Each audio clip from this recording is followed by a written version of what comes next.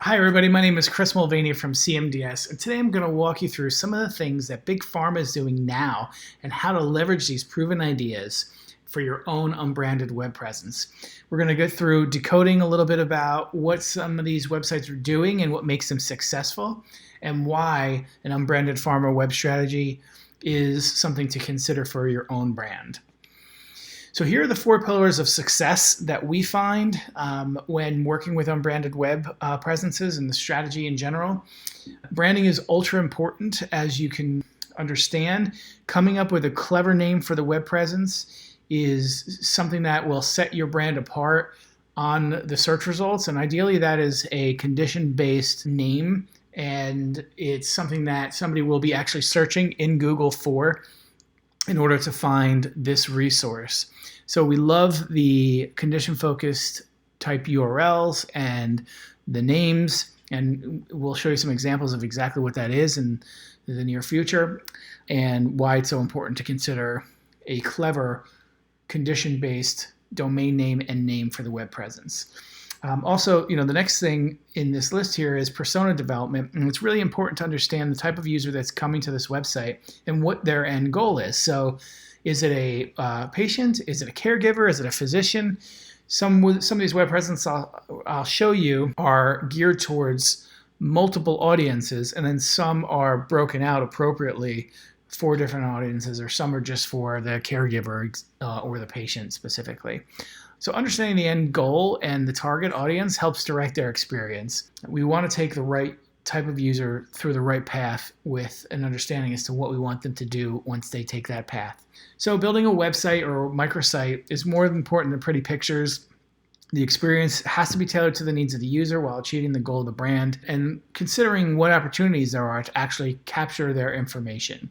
So is it newsletter signups? Is it quizzes and things of that nature, downloadables? We'll show you some examples of those too. And then the 4th is marketing. So driving awareness to an unbranded website can be tricky. There's definitely regulations as to what you can do in the pharma world. And the reason why people do unbranded presences is because there's more opportunity to leverage marketing channels to drive awareness to the brand. So with clever targeting and headlines, we can drive brand awareness and get users to create an action based on the desired outcome we pre-engineer. So the first URL we're going to talk about is Eczema Exposed. Obviously, you can tell that it's a great domain name. It's something that is searched on, independently, eczema-related search queries. So inside, you'll see there's subtle branding from the pharma brands here. Also, you'll look at the targeting. You'll understand that parents of children are being targeted here, and female specifically. The calls to action throughout the presence are newsletter signups. They have some doctor-patient discussion guides, which are really clever. And then engagement is super important nowadays on a web presence, because the longer you stay on a website based on a search query, the higher Google will rank you for that specific search query. So getting them to stay on your website, looking at interactive materials, videos, interactive quizzes, and even patient stories via video or testimonial style format are great ways to get people to stay on your website. So here's Eczema Exposed. We're going to click out of the presentation for a second and get right into this website. So understanding eczema is the first link on this page, and what I really like about it is it does exactly that. It helps you understand what eczema is. There's some videos of humans. You can watch the stories. It explains exactly how the process of inflammation happens when somebody's scratching the itch, and how the skin gets damaged. And then underneath here, we have a little quick quiz. So as you go through, you can select the true or false answer, and it tells you right away if it's correct or not. But it's a great way to keep people on the web presence and keep them engaged. You can also sign up for a newsletter and understand a little bit more about this, which is done through a drip email campaign. And here they're just asking some basic information, and then this gets sent over right to Sanofi for them to market to. So now up top here, you can see they have an area for healthcare professionals. This takes you off the website to a different unbranded web presence. But this one is, I would say a good resource for a patient, with also some materials for them to communicate effectively to their doctor. So Here is where you can see they have the child caregiver doctor discussion guide, and then they have the adult doctor discussion guide. And all these resources here link to third parties. And then they have this little doc finder here where you can look for a doctor by putting in your town, and it will take you off-site onto another web presence where you can see more. So that's pretty much it. Again, love the domain name and the brand name of this website. What I also liked is some of the creative that they were using to drive traffic to that web presence. So this was an animation, which you can see was ran maybe in the Google network, served as banner ads, but it was a revealing animation here, exposed, the first piece of creative through to the last. So a great way to drive traffic to the website. The next web presence we're going to look at is arthritis.com. This one is done by Pfizer, and it's targeting basically anybody with arthritis. Calls to action throughout are newsletter signups and doctor-patient discussion guides, which seems to be pretty popular. And the engagement is an interactive worksheet on this web presence. So this is it. We're going to take a look at it. I'll click right through to the website. The site's done nicely. We like how this constant changes up here. If you give it a little time, you can see it'll animate out, it'll refresh. And here they have the doctor discussion tips. They have this symptom tracker here, which I thought was really clever. We'll click on that in a little bit. There's RA versus OA. A lot of resources here on this page, and they promote the professionals that are involved in this as well, their editorial board.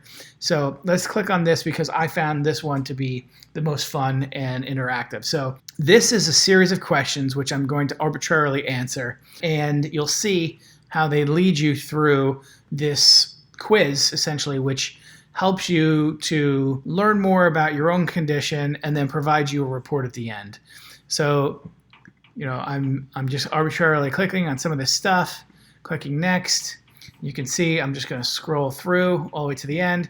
We have the ability to download a PDF of my results or the results emailed to me, which then you can use that email for marketing as long as they're opting in after. So again, I thought that was super clever. We'll go back to the homepage of it.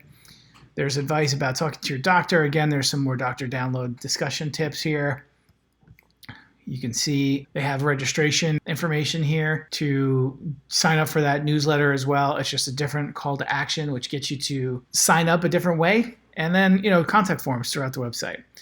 And you're agreeing to send your information to Pfizer, and everything is secure.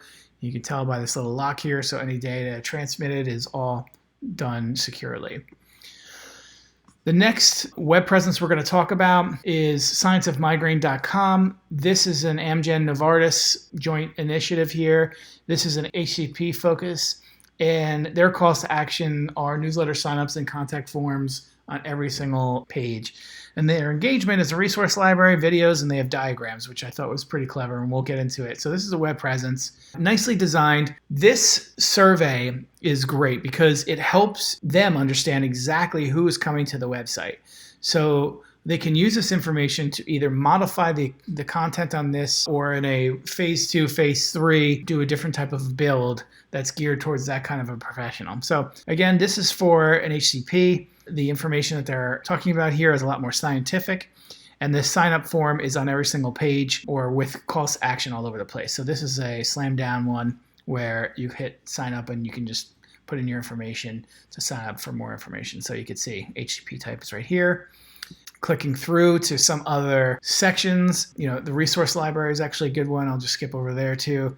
So there's just different types of resources and downloadable form where they have the ability to capture information and then use that information to marketing to these HCPs through this web presence. And there's some links to outbound websites as well. So again, great name. I love the branding of it, Science of Migraine. I thought it did an effective job, and we'll show you how they drove traffic.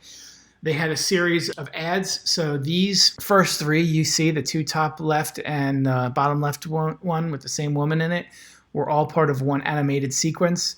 And then the bottom right one was another ad that was running.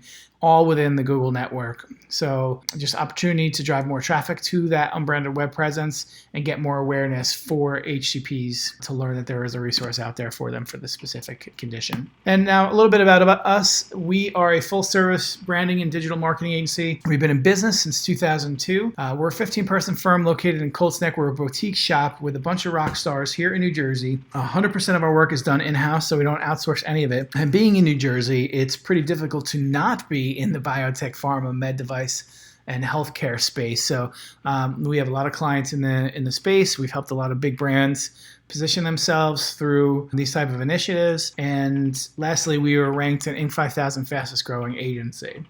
So just to recap here, these are the 7 attributes of a successful unbranded pharma web presence. The brand has to be well branded, clever naming. So some of those URLs we showed you earlier, super clever names.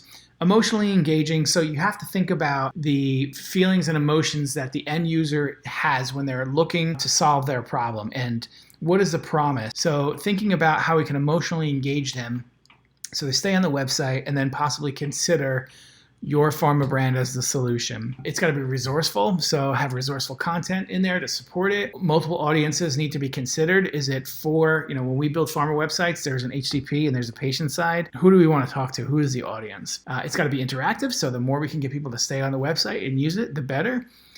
And ideally, we have a lead capture for follow-up, crossover branded marketing in there. And then finally, marketing initiatives to drive traffic to that unbranded web presence.